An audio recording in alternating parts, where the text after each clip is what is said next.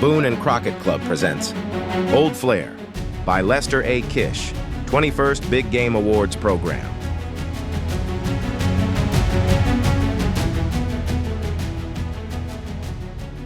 To say that hunting is a sport of luck is an understatement. In 1990, I had the good fortune to draw a bighorn sheep permit in Montana's Unit 213 near Anaconda. With odds exceeding 100 to 1, just drawing the permit was an incredible stroke of luck. Unit 213 has a transplanted herd that originated from sheep trapped in Montana's Sun River area. In a little over 20 years, the herd had become a producer of super rams, with the herd consisting of over 400 sheep. Then, late in the summer of 1991, the population crashed due to an epidemic of Pasteurella pneumonia. Writer Duncan Gilchrist and I visited the area in February 1992. Range that supported upward of 150 rams during the winter of 1991 contained only 22 sheep. While later counts were a little more encouraging, the total herd had been reduced to about 30% of pre-Pasteurella levels. In addition, the majority of the big rams perished during the epidemic. I would not be able to write this story if my permit were for 1991, since most of the big rams had died prior to the hunting season. What a difference a year makes. During August and September of 1990, I made several scouting trips to the area. Sheep were plentiful, and I was able to find the favored haunts of the rams. One day, more than 6 hours were spent watching a group of 14 rams. 2 of the rams were huge. One sported a massive, deeply dropping, heavily broomed set of horns. The other ram was even more incredible. He had it all. Built like those of an argali, the horns were long, massive, relatively unbroomed, and flared. I would later learn that this ram had been observed, photographed, and even videotaped by Duncan Gilchrist and others during previous winters. The ram had aptly been nicknamed Flair. The shadows lengthened and darkness fell as I walked off the mountain. Sheep season was still 3 sleepless weeks away. September 15, 1990, finally arrived, and with it, the opening of the Montana sheep season.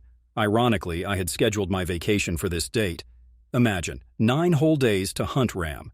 The weather was superb, though actually too warm during the first days of the season. My hunting partner, Joe, accompanied me the first 2 days. We saw lots of country and quite a few sheep, but nothing exceptional, so the hunt continued.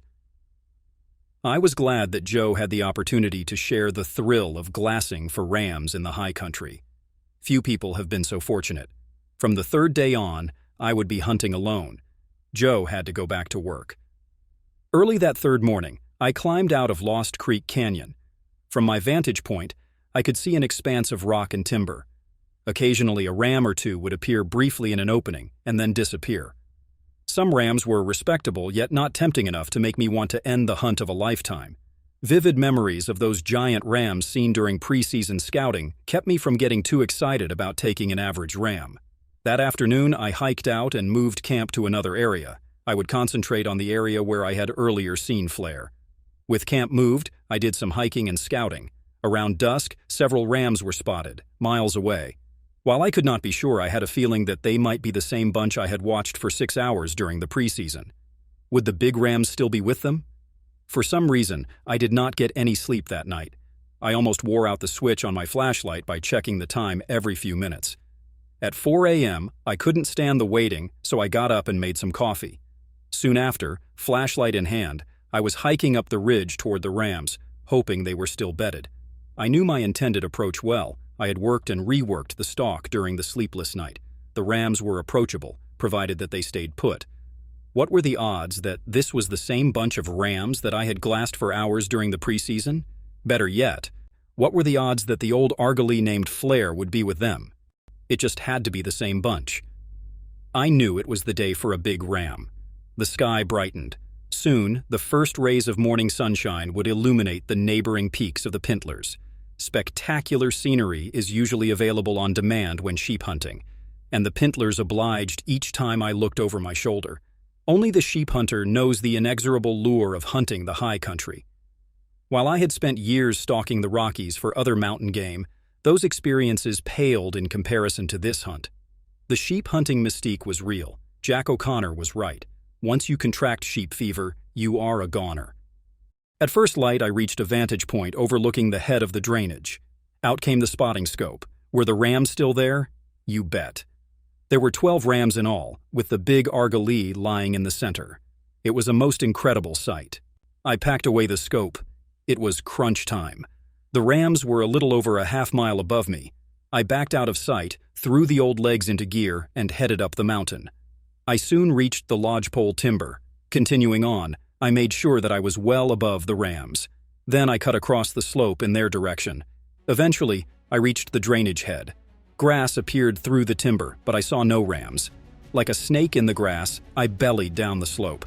A single horn appeared, more slithering, and more horns popped into view. They were only 70 yards away. From a prone position, I could not see the rams. The grass was too tall. Up on my knees, I could only see heads and necks. Not enough for a shot. The biggest sheep on the mountain was right in front of me, and I could not do anything. Man, was I nervous. I waited an honest 20 minutes as rams started getting up to feed. Finally, the big one got up. Caught in the open, I had to shoot offhand.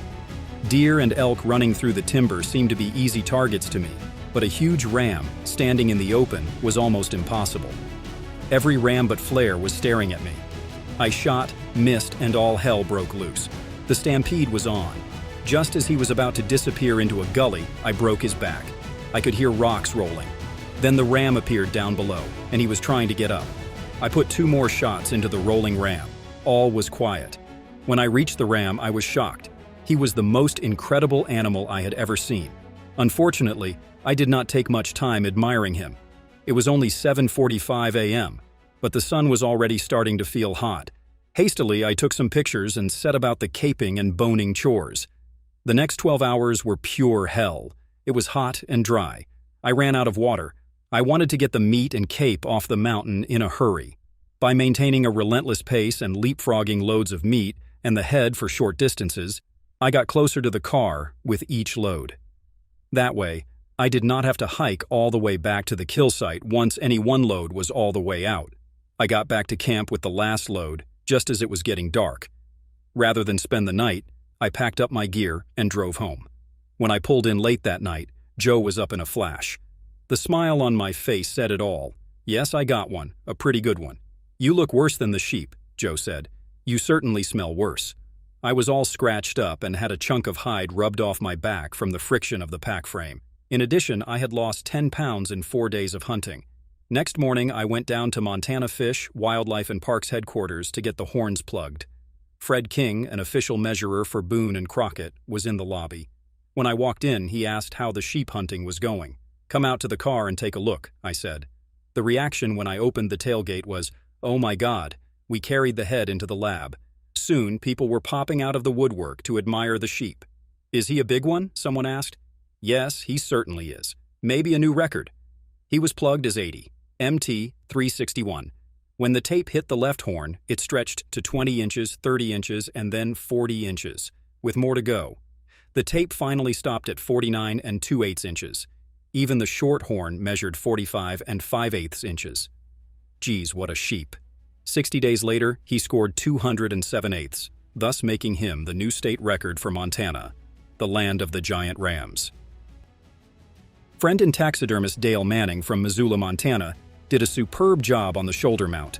Now, when I look at old Flair, or Oscar as I prefer to call him, I relive the excitement and rigors of the hunt. I also dream of the day when I can again pursue great rams in the high country. As of this recording in 2023, Lester's sheep is now number 13 in Montana and number 36 in the all-time records. Thank you for listening. And if you enjoy content like this, please share it with a friend. You can find even more stories here, or visit boone-crockett.org to see associated pictures and score charts. And as always, thank you for supporting the Boone and Crockett Club.